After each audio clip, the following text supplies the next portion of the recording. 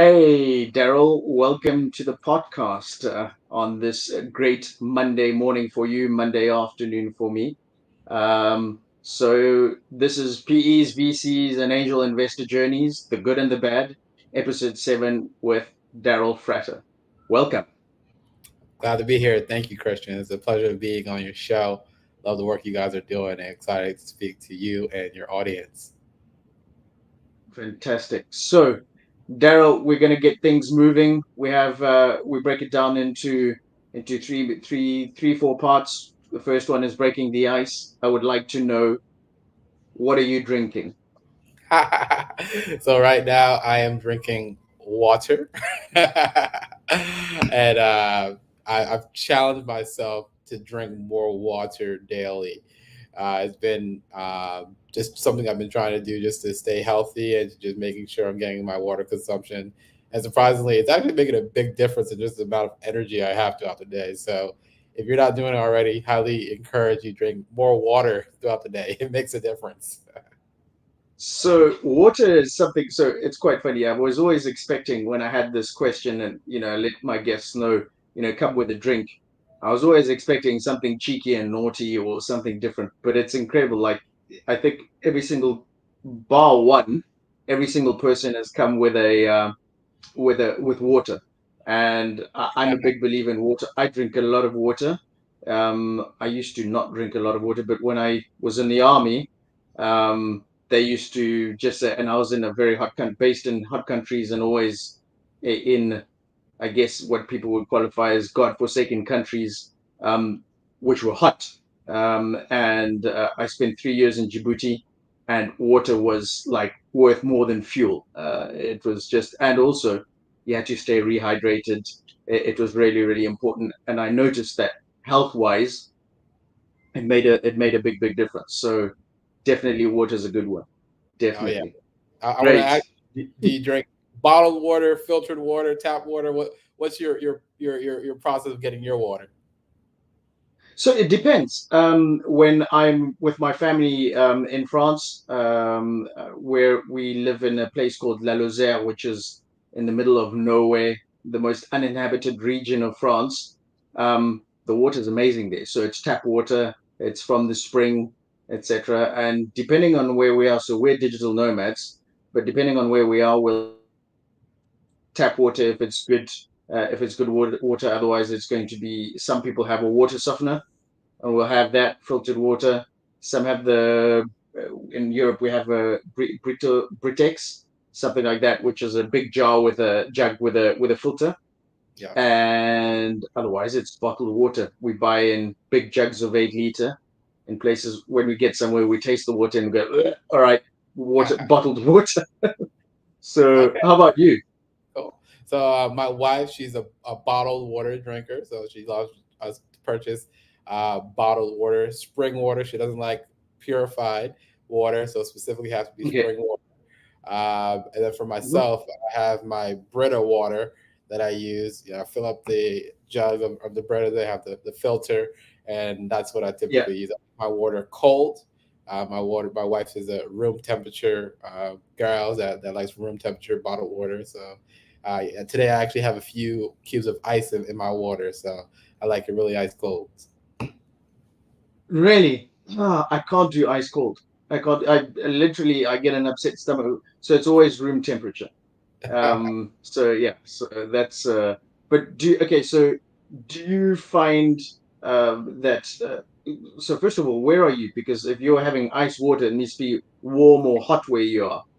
I don't even Yeah, know where you're based. I'm based in Tulsa, Oklahoma. I'm actually pretty new to Tulsa. A year ago, as Okay. of yesterday, was my 1 year anniversary of moving to Tulsa. I'm originally from New Jersey here in the States. But yeah, it's great being here in Tulsa. It's a little bit warmer than Jersey, but we still get all 4 seasons here. We're in what's coming into spring now, which is looking really great weather. Okay. Fantastic. So moving on from what you're drinking, uh, background, a little bit of background, childhood dreams. What did you want to be when you were a kid? What was your career path? How did you end up where you are? Yeah, so I would say as a kid growing up, I was very just close to my father and his entrepreneurial journey. He's an immigrant from Jamaica and was very skilled with his hands. He's been building houses and furniture since he was a kid. So when he came to America in his late teen years, he used his skill set to start a company building houses and construction, and became a general contractor. So even in my childhood, 5, 6, 7, 8, I used to go out with him and my brother to help him on the job sites. And he always told us about how entrepreneurship is the way to unlock wealth and to really have a lifestyle where you're really building for yourself and you're building wealth and you're really able to take care of yourself under your own terms. So I've always loved entrepreneurship. I also always loved like hustle culture and being able to, sell things and build things on your own. So entrepreneurship has always been super exciting for me. So growing up, I always wanted to be an entrepreneur, and I still have desires to be an entrepreneur, entrepreneurial, whether it be later in the future, launching my own fund or having other streams of income through like rental properties or side businesses.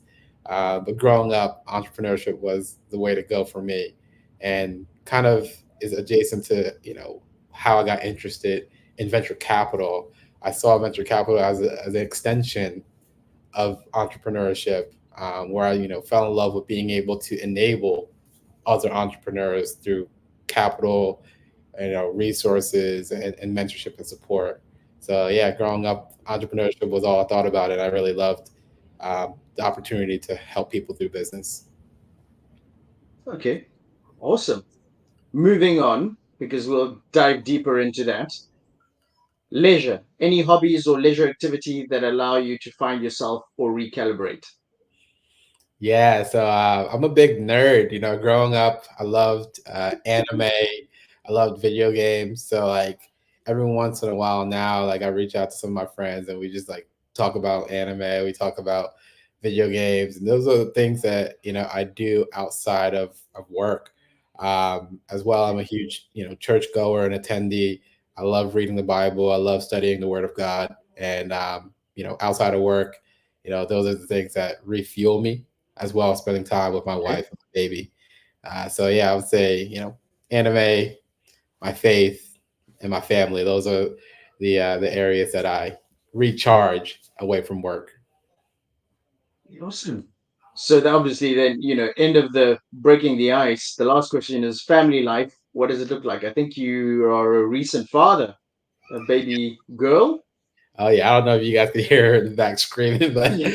uh, yeah, I have a 1 year old. She's 14 months now. Her name is Gianna. Slightly after she was born, we moved here to Tulsa, Oklahoma. My wife Rosalie and I, and Gianna. So it's been great being here in Tulsa and being a somewhat new father. So yeah, right now we have one child, and definitely in the future we want to expand our family. So. But just super excited with the one we have right now. Okay. And how do you juggle being an investor and family life? Are you finding that balance? Is it difficult? Do you work from home? How does that look like? Yeah, I really love this topic, and I actually talk about it a lot. I do work from home. At Serac Ventures, the firm I work for, we do have a remote culture where we do have an office in Oklahoma City. I'm in Tulsa; it's about an hour and a half away, but we do Okay. work remotely a lot, and I love the flexibility that provides for me. My wife, we were able to, bring her into being a stay-at-home mother. So I get to work and have access to my wife and my daughter throughout the day, just to be helpful in between calls and, lunch breaks, etc. But I always talk about, the difference between work-life balance and creating alignment. So one thing a lot of people will know about me is that I integrate my family and my personal life to my work life all the time. I really believe that when you think about balance, you look at a scale and it's always one taking away from the other. As opposed to when you have alignment, it integrates it to where they're all working in unison. So I bring my wife and my kid out to a lot of the events I go to. I include my family in the content I put out on LinkedIn and Twitter. And I live a holistic life to where you get the same Darrel. It's one me, as Okay. opposed to when Darrel the VC is doing well, Darrel the father is doing terribly, or when Darrel the husband is doing well, or Darrel the VC or Darrel the entrepreneur is not doing good. I don't want that trade off. I love for it to Okay. be an alignment to where it's just one Darrel and all things are working together. Yeah, I can 100% relate to that. So I work with my wife, so it's just one Christian, and it's like I'm lucky, put it that way. My wife completes me. We're from very very different backgrounds and everything, but we really are a match, and her skill sets are skill sets that I don't have, and vice versa, and we just managed to make it work, and we enjoy being together. So it's like whether it's work or leisure, it's fueled by the same passions, I guess. We love entrepreneurship, we love helping people, as well, so it just naturally makes it happen. And we're big foodies, so we're always traveling. Food is a big part of what we do, and also how we socialize and make friends as well, and usually that leads to business as well. So yeah, so that's I can totally 100% relate to that. All right, It's awesome. time to dive deep, Darrel. Let's dive deep. Starting off with, what's your daily routine? Do you get up early? How do you structure your day? What does a typical day look like for you? Yeah, I'm still trying to perfect my routine, but as of right now, I typically wake up at 7 a.m. First thing I do when I wake up, I read the Bible verse of the day. There's an app, it's the Bible app. I get up, I read that, and that's how I start my day every morning. After that, then I do routine in terms of like shower, brush your teeth, etc. Then I'll make coffee, do a very quick breakfast. Then I'm on my computer by 8. I typically either have a morning check in with my partner, Kevin Moore at Serac Ventures, or just jumping into calls with founders, other VCs, potential LP investors, and just begin my day with calls. Then I typically block off time for just focused work because sometimes you're in calls all day, you don't get the other work done. So I try to block off some time to be able to do some focused work. Then by the end of the day, I'm probably either out to in-person events or back on more calls with founders and other people. And that's my typical day. Then I try to end my work day around 5-ish. Then depending on the day of the week, I'm either with my family or out with our church family as well. And then either relaxing or watching a movie or going out to take Gianna to like some type of class or some type of activity. But that's how we typically structure our day. Then Gianna goes to bed around 8 p.m. So we try to get her to bed. Okay. And then usually my wife and I, we either cleaning and kind of prepare for the next day.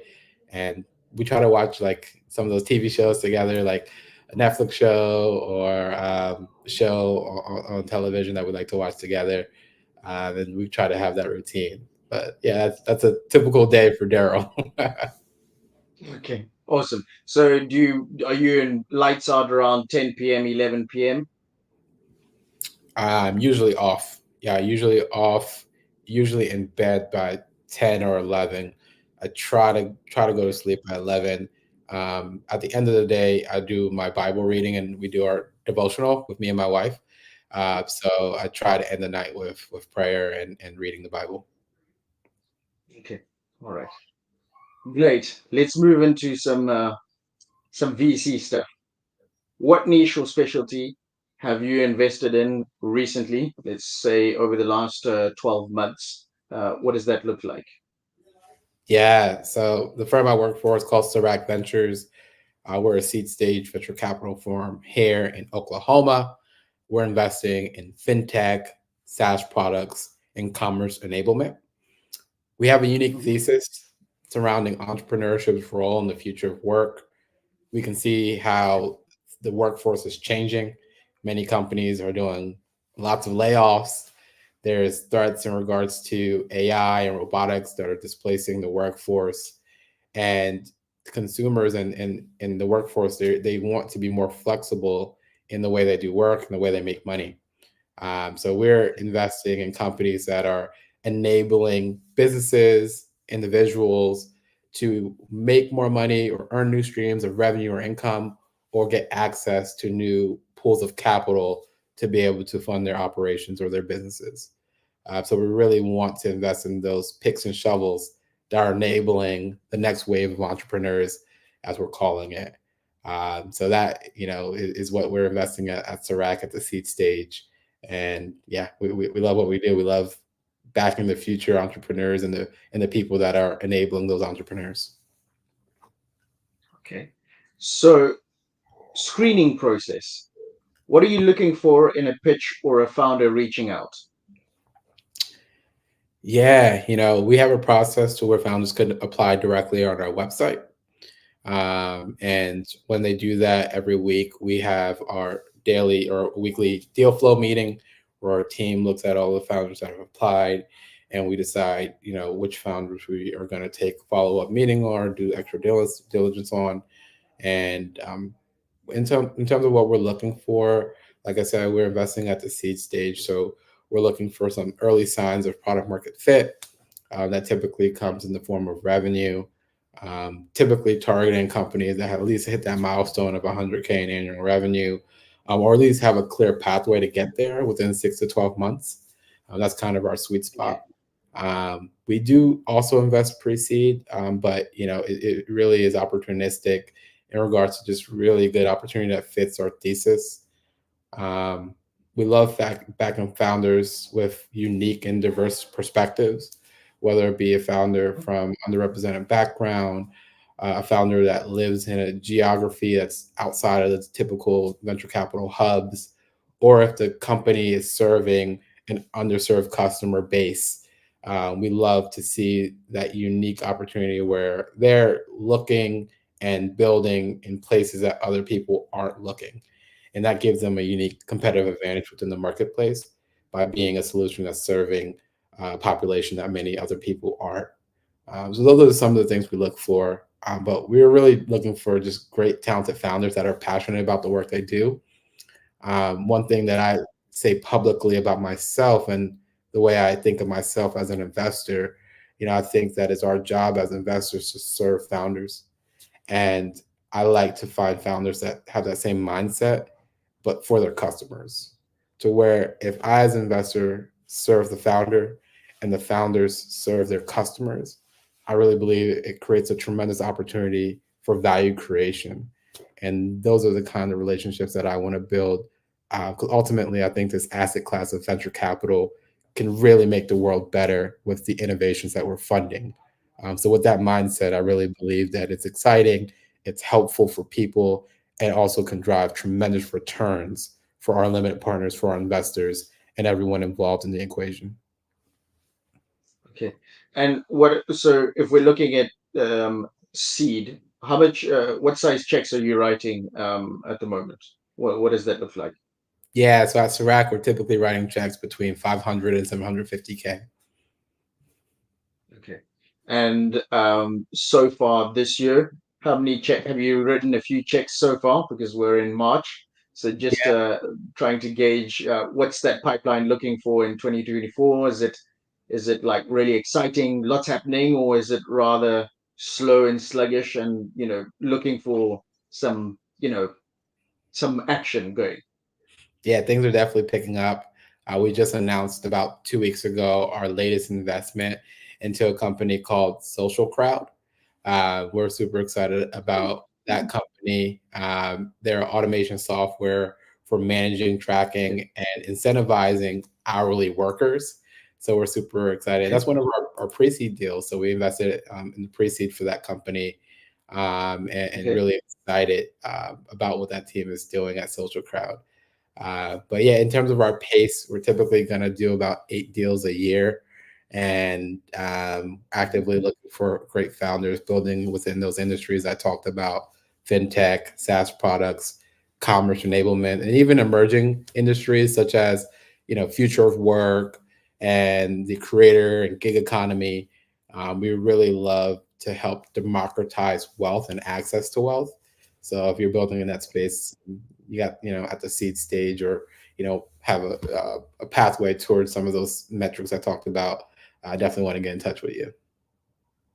Okay. So geographically, are we saying US only, or is the VC open to abroad? Like, obviously I'm thinking first of all, because you come from Jamaica, are you funding anybody, any startups in Jamaica? So at this time at Serac, we are in our first fund. So for our fund one strategy, we are keeping it domestic to the US. But the long-term prospect is to be, much more broader reach into other countries and regions of the world. So for now, it's just US based. But in the future, we're going to be super open-minded to funding companies outside of the United States. Right. Perfect. So let's talk about successful and unsuccessful. Successful ventures, reflecting on your experience, what does that look like? Have you got any unicorns or anything that's has stood out in one of your investments as in, exceeding what you guys were hoping for? Well, do you have any examples for us? Yeah, so in terms of investing in unicorns, I've been an investor for about 3 years. Um, I've been on the team at Serac for about 3 months. So I'm fairly new to the team. And the last firm I worked for was a firm called Visible Hands. I was there for 2 years. And at Visible Hands, we invested at the pre-seed stage, and at Serac, we're investing at the seed stage. So from my investment portfolio, no unicorns yet. All those companies still need much more time to mature. But we Yes. do have some promising prospects of companies that are achieving great traction and great growth. One company I want to highlight, which has been growing very rapidly, a company that I actually knew about while I was working at the last firm, but they were too later stage. So to be an investor in this company here at Serac, given that I was already a power user of their platform prior and super interested in getting another team, I'm excited to talk about Solo Funds. And Okay. Solo Funds, it's a peer-to-peer consumer lending platform. And let's Okay. see, for example, if you are a consumer and you need an extra $500 to pay bills and you're just short. The typical pathway for someone to get that kind of small loan is to do like a payday loan. And those payday loans are typically very predatory with extremely high interest rates. But what Solo Funds does, it allows individuals to be able to go to the crowd or go to peers, other people, to get those small loans, and to be able to pay them back within 2 weeks or so. And with interest as small as 0%, people can do it for free, or they can charge up to 15% interest on those loans. So loving the traction, the progress that Solo Funds have done. They've done millions of transactions of people doing loans, and are doing a great, millions of dollars of revenue. And we're super excited about their growth and traction, and excited to be supporting them. So check out Solo Funds, both as a borrower, if you want to borrow anywhere up to 500 or so dollars, or if you want to be a lender and use this as a new stream of revenue for yourself, where you can find loans that you want to fund and get a return anywhere between 0 and 15% in a very short turnaround time. So yeah, I'm excited about the future of Solo Funds. All right. Awesome. So not everything is always about success. Let's have a look at unsuccessful. Any ventures you've you've funded, and unfortunately, because these things happen, not for any particular reason of intentionally going bad or belly up. What have you learned from a particular case of investing in the startup failed? Yeah, so at Serac, we have 4 companies in our portfolio, and we're a new fund. We started last year in January of 2023. So fortunately for us, all 4 companies are still alive and well and are thriving. So we're super excited about the Serac portfolio and don't have any failures or shutdowns there. And we hope to keep it that Mhm. way.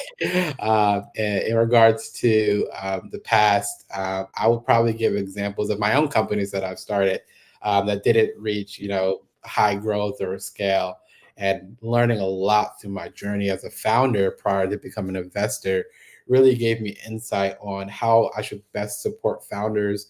What are the things that lead to success or failure, and how can I use my skill to help them mitigate those potential failures?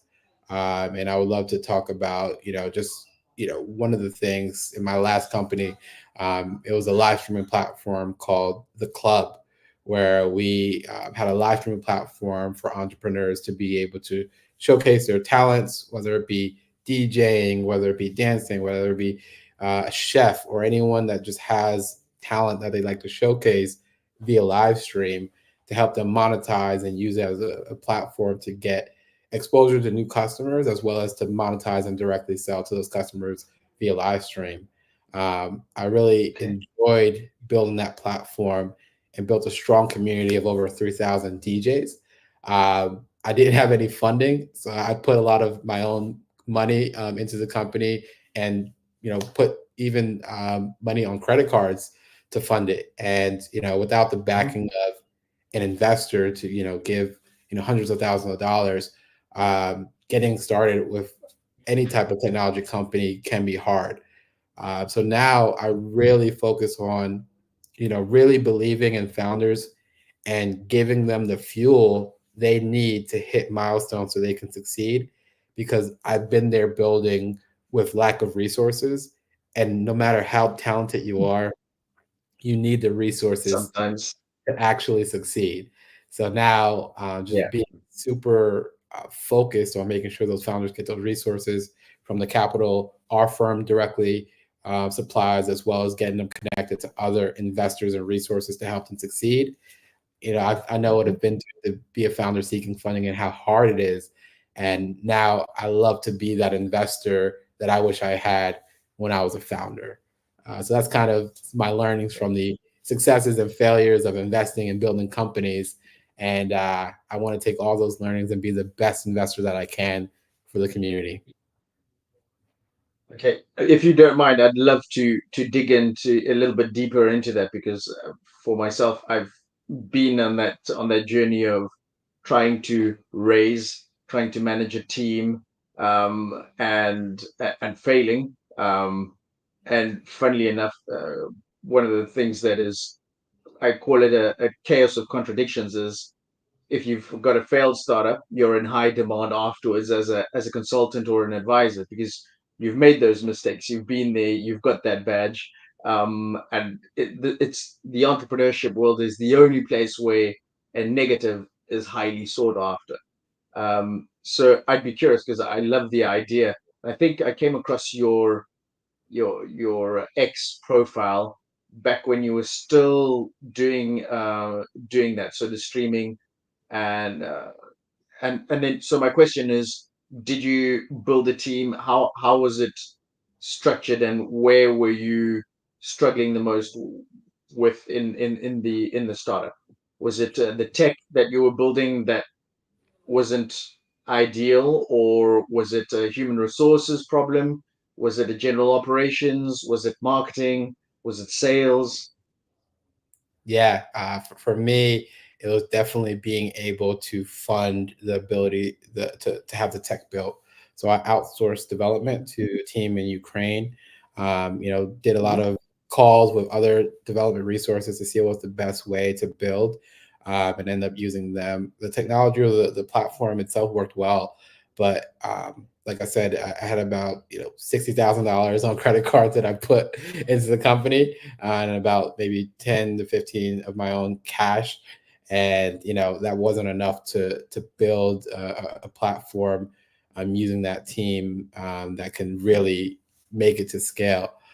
So for me, getting either a technical co-founder or someone that can build without the need of me paying them thousands of dollars to keep them motivated to keep building a really great product, or having just enough resources financially to pay those developers until the product was mature enough to actually start generating massive amounts of revenue on its own.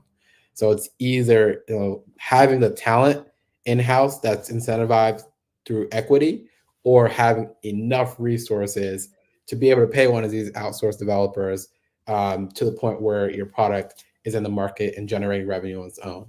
Anywhere in between, if you don't have enough, you kind of get started without enough. It's like a rocket ship going into orbit without enough jet fuel to get into space, To and get there. that's a space you don't want to be in. I think that founders should kind of have mentorship and support to understand what they need to reach success before they get into it, because sometimes they'll start the journey and not have enough resources to make it to the end. And that's one thing I like to talk about in my founder experience, and how I love to support and help founders to make sure that they understand the journey ahead. Okay. All right. Did you actually try and raise, or did you not even get to that stage? Yeah, I definitely tried. I won a bunch of pitch competitions. I won maybe about $40,000 in non-dilutive funding.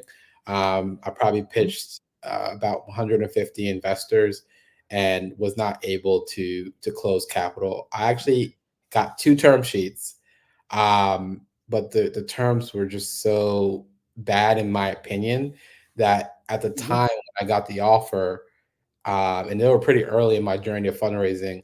I actually turned down both of those term sheets, thinking that I'll get better offers down the line. And Okay. months later, of me still pitching for investors and not getting any other term sheets, you know, I wasn't able to get any additional term sheets, to where, one of them I'm still happy that I said no to, because the terms were really, really bad. But the other term sheet, looking back at it, I might have, if I hindsight, I, I probably should have said yes. Should have. Uh, but Okay. everything happens for a reason, and Okay. with that journey, you kind of learn about the difficulties of fundraising, and like how when there's an opportunity on the table, you know maybe you should assess, should you take it or not, and there's risk of taking it, there's risk of not taking it as well. So when building a company, there's so many risks in so many different ways, and you got to really calculate what's the best for you. And sometimes Mhm. you'll make the right decision, sometimes it'll just be a great learning experience. So I'm happy I went through that, because it gave me some really great insights on how to make the proper decisions for your company.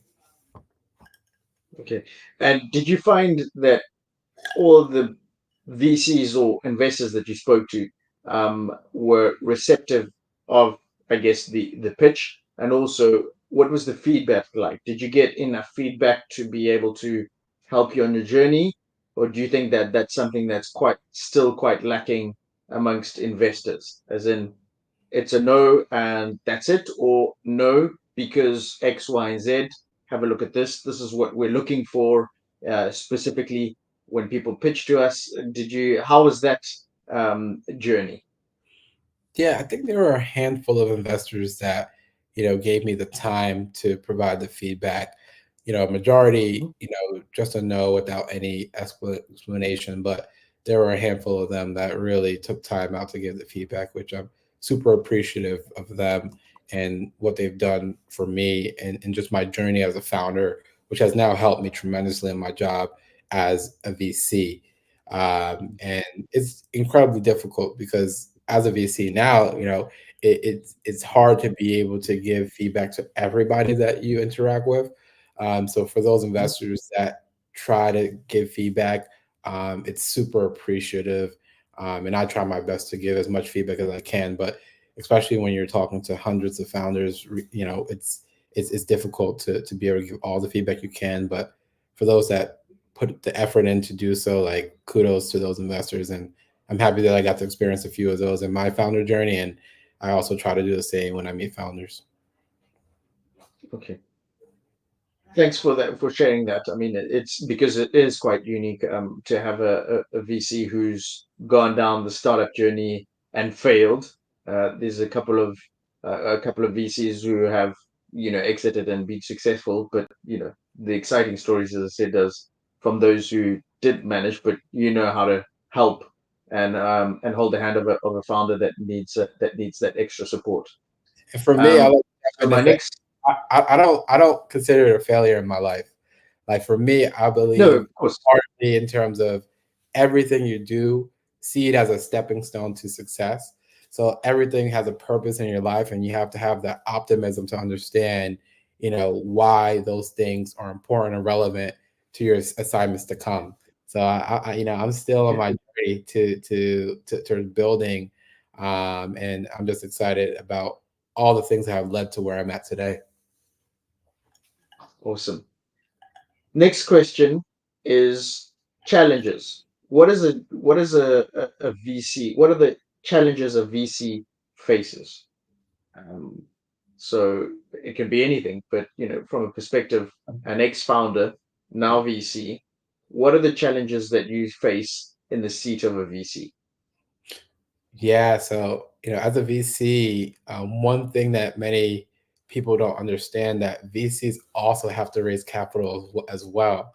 So as a VC, our job is to raise capital from limited partners, and then we take that capital and we invest it into founders in a similar fashion. So fundraising in this market has not been tremendously easy. Fortunately for us at Serac, we recently closed a really great anchor investor that's public news now, Darrel Capital, and we're super excited about them partnering with us with Serac Ventures.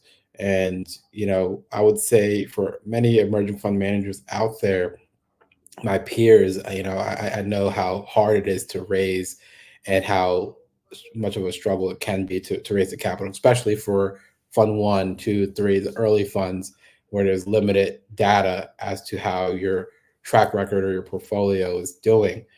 So it's really just your ability to find the right aligned investors that believe in your thesis, that believes in the team, and really believes that you guys will be the great team that brings tremendous returns to their funds. It's something that doesn't go very much understood a lot by founders, and myself as well. When I was a founder, didn't really Yeah. understand the dynamic that the VCs have to raise from the LPs. And when you understand that dynamic, it helps you speak the language of the investor that you're pitching, so that way you can align what you're doing with their goals as well and their investors' goal. So that understanding Hmm. how VCs interact with LPs and the whole dynamic of the ecosystem, it really is helpful for founders to understand that mindset. Yeah, I think that's something that's never really talked about. How actually it's a real marketing exercise because you're marketing to LPs to be able to raise. So you're in the business of raising as well to be able to help people who are raising. So it's quite a waterfall chain down the line. So it's really interesting to have that kind of conversation because I don't think in the majority of people don't realize that a VC before they can invest have to raise as well. It's not just money that you've got in your pocket and you're not a bank vault as such. So how does from a marketing perspective, because I'm a marketing person, how does that work in terms of marketing to get LPs into investing into the fund? Yeah, so there are a lot of laws around marketing for a VC firm. There's public solicitation Okay. laws where it is important for investors and fund managers to know the rules and regulations around public solicitation to make sure that Hmm. you are, not talking about your fundraise publicly to an audience that can seem like you're trying to sell securities or selling access to securities publicly. Hmm. You must, especially depending on the designation that you've signed up for with your fund, to be able to decide if you can public solicitate or if it has to be through private channels to talk to investors. So there's a lot of research that you guys can do online to learn more about public solicitation laws. But you just have to know it so that way you don't get yourself in trouble with the SEC. Okay. So I guess it would be heavily reliant on your personal networks. Yes, personal network. You can build new networks as well, like going to conferences, connecting with people online. But as long as you're being conscious of the way that you are marketing yourself and building those connections, you have to just make sure that it all is in the framework of what the SEC has established for public solicitation laws. Okay. All right. So moving on to fun facts. I'd like to know how much time you spend on your phone screen for non-work things. How much time I spend on my phone screen for non-work things? So I work a lot, and a lot of the times when I'm on my phone, even if I'm not quote unquote working, a lot of times I'm like on LinkedIn or Twitter doing something that could also be considered work. So I would say I do spend a lot of time outside of my work hours, like messaging people on Twitter or LinkedIn and putting out content. So I really spend a lot of time working, even when I'm not working. But outside of that, Okay. recently I've been on TikTok a lot more. I feel like TikTok has a lot of great content and a lot of interesting content, and the short form nature of it makes it very easily to digest. So I would say I maybe spend an hour or 2 hours. Um, I would say a day, maybe on TikTok, just like 10 minutes here, 10 minutes there. Will probably accumulate to an hour or two a day on TikTok, and then sometimes watching like Netflix or TV shows. I even watch a little bit of anime on my phone sometimes. So I Okay. would, I would say anywhere between 2 and 3 hours a day. Okay.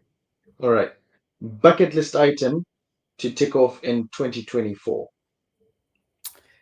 So I would say one bucket list item that we at Serac Ventures have as a firm is actually to go on a hike up a mountain. The word Serac itself, it talks about the area of a mountain right underneath the summit. And the Mhm. Serac is actually known as one of the hardest parts of the mountain to climb. And when it comes to our firm's name, we believe that the stage that we're participating with founders is helping them get through one of the hardest portion or stages of their company. That's the early stage, where they're just getting started and they need the extra help and support to get to that mountaintop, to get to the summit. So the Serac is where we like to play, and our goal is to one day actually climb an actual Serac. So we want to do like a team retreat to climb a mountain. So that's on the bucket list. We're gonna try to time it probably by the end of the year. So I'll keep you updated on that. And if not this year, it'll be next year. But that's on our bucket list at Serac as a team, um, as an individual, my family, on the bucket list. We want to go to the Dominican Republic. So my wife, her family's from Okay. DR, and Gianna, we want to bring Gianna, our daughter, to DR to meet her side of the family that still lives in Dominican Republic. So that's on the bucket list, as well as Jamaica. I Okay. want to bring Gianna to see my family in Jamaica as well. So those two places, as well as the Perfect. work trip as well, are on my bucket list. Awesome. Thanks for sharing that. Let's see if we can make it happen. 10-day yoga retreat or 10-day mastermind retreat? Which one are you going for? Definitely going with the mastermind. I would say I love just talking with other smart, like-minded people to discuss various topics, especially within business. And that kind Mhm. of 10 days of pure, thinking and talking about these exciting discussions with other people, that's super exciting for me. Okay. beach house retreat, or mountain cabin getaway for unwinding after a tough deal? So I personally love the beach, so I'll choose the beach. But for Serac, we have the plan to do a mountain trip. So Mountain kid. it Okay. depends on who you're talking to on the team. So yeah, Okay. I'm gonna go for the beach. All right. Next one up is, do you rock a hoodie and sneakers or a suit and tie for meetings, investor meetings? Yeah, I would say it varies. Depending on the type of day, on the type of meeting. Sometimes it's a hybrid. Like sometimes I'll wear like a blazer like this, and then still have sneakers on. So sometimes it's a hybrid. But if I had to just choose those two, probably lean towards the suit with no Good tie. man. I We can rarely we I rarely wear the tie, but I usually always have a suit, and sometimes a dress shirt. okay. Perfect. Coffee or tea during those make or break pitch sessions, and what kind of tea or coffee is your preferred go-to? So during the pitch meeting, definitely only water. But I do in the morning. Most recently, I've changed from a tea person to a coffee person. I've been drinking tea pretty much every morning for the past like 5 years, and primarily drinking green tea or like mint teas. But over the past week and a half, I actually switched over to being a coffee drinker. I've been just, working very hard, being, at Serac pretty new, and there's a lot that I have to do, and my days are busy. And I've noticed that drinking coffee in the morning has given me more energy than when I had been drinking the tea. So over the past week and a half, I've converted over to a coffee person. I love specifically this coffee called Bustelo, which is from Dominican Republic. It's a coffee from DR. So I love drinking Bustelo. And my mother in law, my wife's mother, she just does an amazing job making it. So I'm trying to learn her technique so I can have my coffee just like her, how she makes it. But yeah, recently I've transitioned to being a coffee drinker. You've moved to the dark side with us. Well done, Daryl. Okay, so when successful investment, are you popping champagne, cutting a rug on the dance floor, or quietly celebrating in a restaurant with your wife? Yeah, I would say restaurant celebration, but not just with my wife, but with the whole team, the founders. I think that that's one of the most exciting ways, just over a meal, and really just being able to celebrate with great people in the room. And it doesn't have to be a restaurant; it could be at somebody's house or what have you. But over a meal is my ideal, especially just like you said, you're a foodie, like I love, great food. I feel like it makes the experience of connecting with someone else just tremendous, and to celebrate an amazing moment like a successful investment is super exciting. So especially when the founders are there, like it's just a great partnership to be able to celebrate with the founders, to where it's just not transactional, but it's really building a strong relationship with the founders that you're backing and working with. Okay. Next one up is comedy club night or TED Talk marathon for a fun evening out. What's your pick to unwind? Yeah, I'm going to the comedy club, man. I'm trying to laugh and have a good time. I could watch my TikTok 100%. on YouTube. I'll save that for YouTube, but I'm trying to have fun and go in person to the comedy club. Okay, fantastic. And then the last one is sports. Where would you thrive? Single competitor, double sports, relay team, or team sport? I really love this question. I feel like it's unique, and I've never heard anyone ask this specific question in this way. But for me, in the way that I think and the way that I'm motivated, I would go with like a relay team sport. And I choose relay because you get the benefit of still being an individual, but playing your role. And I really love being able 100%. to be motivated by not wanting to let my team down, and for us to be able to, for me to make my contribution to that team, but still having that independence to be able to not rely on the skill or the ability of anyone else. It gives me the Mhm. full autonomy to hold myself accountable and the motivation to go hard. So I love, I would 100%.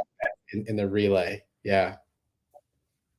100%. I mean, I've asked. I actually structured that question because of that very element. Is that relay team part? Is people don't give it more thought. Then they'll either go for team sport, or a single competitor. But that relay team, I think, is something that that personally I find myself most comfortable there, because you have to be accountable. And I like that. But I also like that environment where each person's contribution of their best is really showcased and beneficial to everybody. And at the same time, you can't hide. When you're part of a team, you can slack a little bit. The team collective effort, carries you. And you see it when you watch, rugby or soccer, and you say like, that guy didn't, do his best. On a relay, there's no way in hell you can hide. So I quite like that.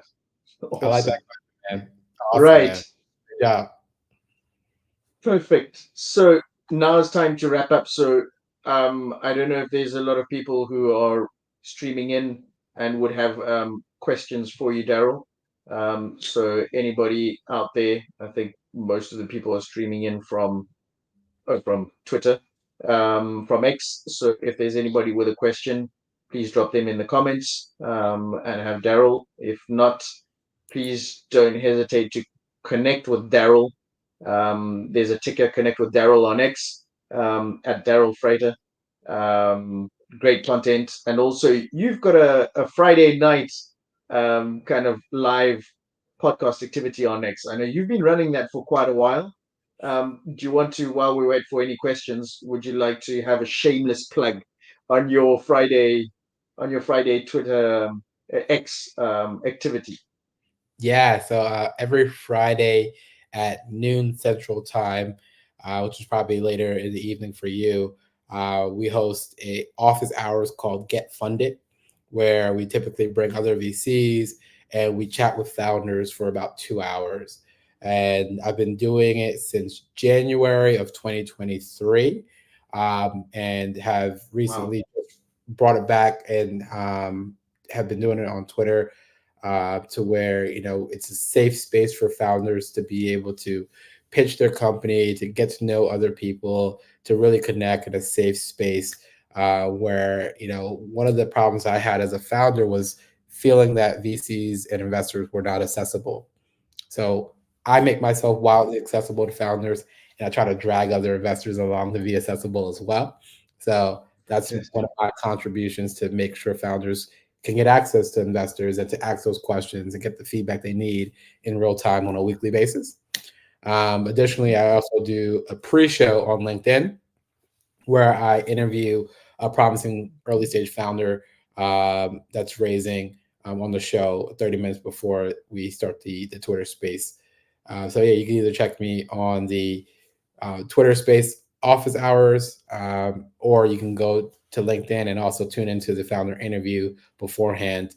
And those are two ways that I love to just contribute to the community of founders, because you never know who's watching, you never know who's in the room, and that exposure that we're providing could be transformative to a founder and their business. So, whatever ways I can give my time, my resources, my audience, my attention, and use it to help founders, that's what I dedicate myself to serving in that capacity.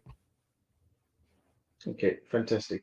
So no questions, but I've been to your Friday sessions. They're really, really awesome. Highly encourage both sides of the equation. So investors, VCs, angel investors, to give Darrell a shout, because I thoroughly enjoy it when I can, because obviously it's a hell of a lot later for us here.